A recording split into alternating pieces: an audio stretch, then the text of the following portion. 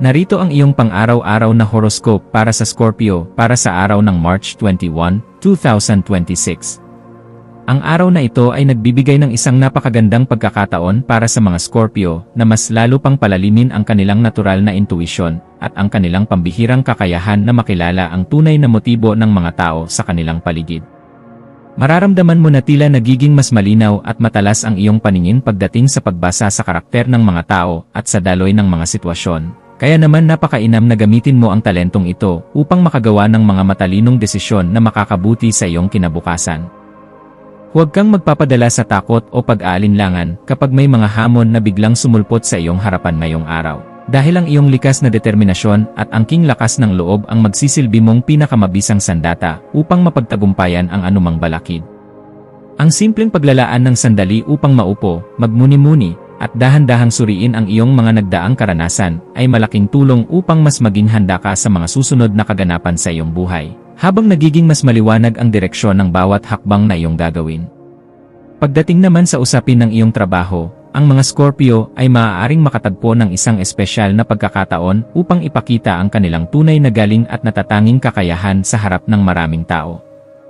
Ang pagpapanatili ng isang maayos na sistema ng pakikipag-usap at ang pagiging maingat sa pagtitimbang ng mga desisyon ay siguradong magbubunga ng malaking respeto mula sa iyong mga katrabaho at maghahatid sa iyo sa isang mas mataas na antas ng pagiging produktibo. Ang araw na ito ay sadyang napakainam upang simulan ang mga bagong proyekto na matagal mo nang pinaplano o kaya naman ay ipagpatuloy ang mga ideyang dati pa ay bumabagabag sa iyong isipan, sapagkat ang mga ito ay may malakas na potensyal na magbunga ng malaking tagumpay at nararapat na pagkilala mula sa iyong mga nakatataas. Sa aspeto ng iyong kalusugan, ikaw ay masuyong hinihikayat na bigyang pansin ang pagkakaroon ng tamang balanse sa pagitan ng iyong pisikal na katawan at ng iyong mental na kalagayan. Ang pagpili sa mga tamang pagkain na masustansya, ang pagsisiguro na sapat ang iyong oras ng pagtulog, at ang pagsasagawa ng regular na ehersisyo ay magdudulot sa iyo ng mas mataas na antas ng enerhiya at isang mas malinaw na pag-isip na magagamit mo sa buong maghapon.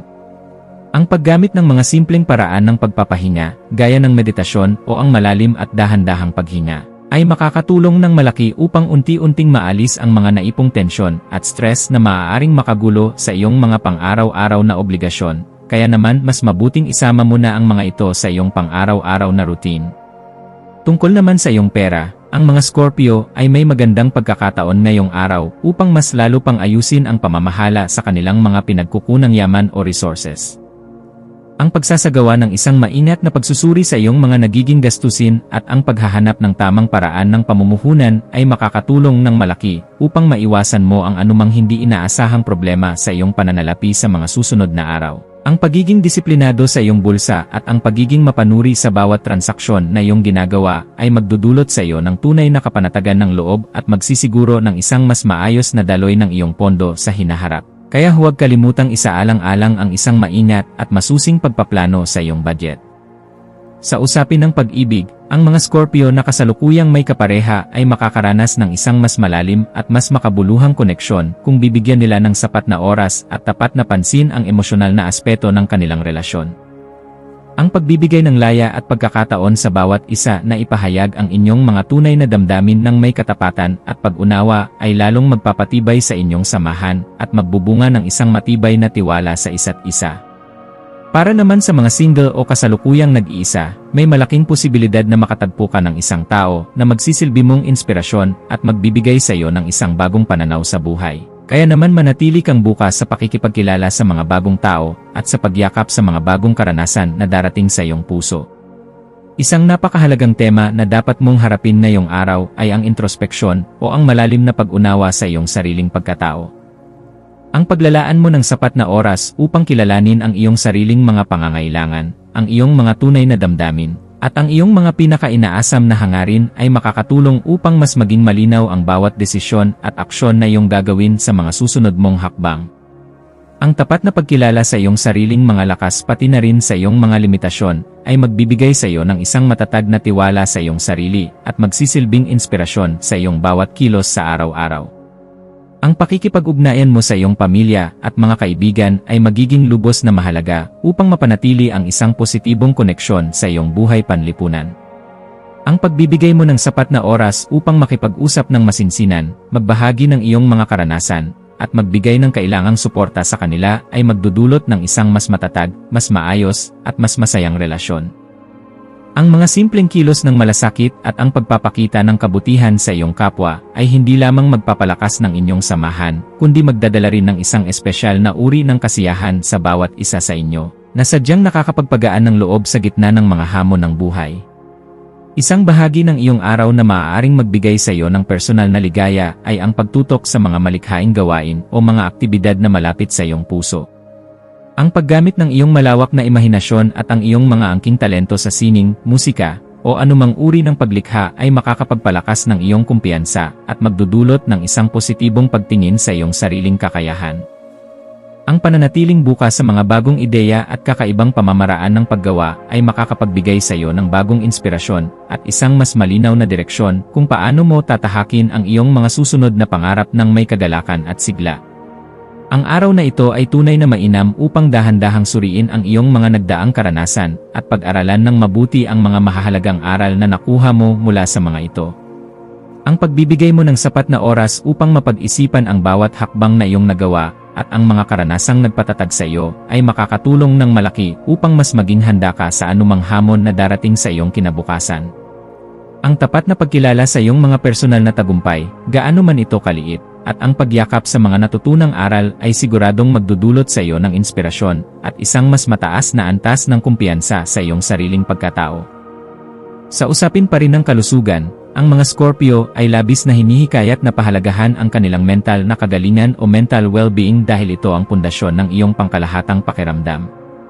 Ang pagsusulat sa iyong journal o tala-arawan, ang pagsasagawa ng malalim na paghinga, o ang simpleng paglalaan ng sandali para lang mag-relax at magpahinga ay malaking tulong upang mapanatili ang isang malinaw na pag-isip at maibsan ang anumang stress na nararamdaman. Ang pagkakaroon ng tamang balanse sa pangangalaga ng iyong katawan at ng iyong isipan ay magdadala sa iyo ng isang positibong pananaw sa buhay at mas mataas na enerhiya na magagamit mo sa kabuuan ng iyong araw.